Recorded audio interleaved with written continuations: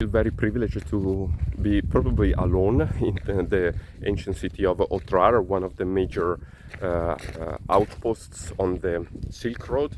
I'm just leaving the citadel, the internal city, so probably here there was a big gate protecting the place where the ruler, let's call it the emperor or the king or whatever, used to stay.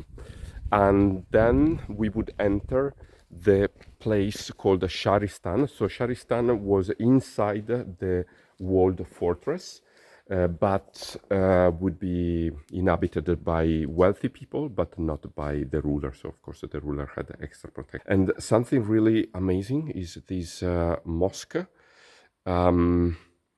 that was used, I think it's called Hanan. This was used by Sufist, I don't know how to call them, prayers or mystics or eremites. So they would come into these two rooms and they would come here to pray for 40 days. So for 40 days they would just pray, eat something, and doing their biological functions and pray. This city of Otrar was, I mean, of course, we are in the center of Central Asia, and so there were a lot of different, let's say, dominations that occurred here. But Otrar was conquered as soon as the Islamic creed was started by Muhammad. I think it was already conquered in the 8th century, and then there were other dominations by other dynasties,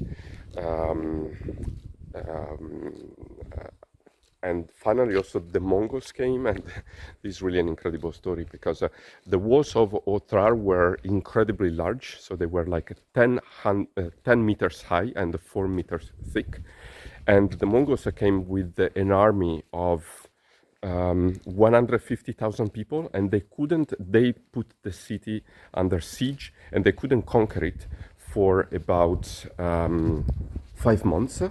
And then how did they enter into the city? They managed to enter in the end. And how did they do that? Through bribery, through corruption. I think the same happened in China with the big wall. So they bribed the vizier who had the keys of one of the gates. This was actually a reconstruction of one of the gates, but they entered from another gate, and then in 1 month they defeated the locals. So you can build, it seems that you can build as thick walls as you want, but then with bribery you can do whatever you like.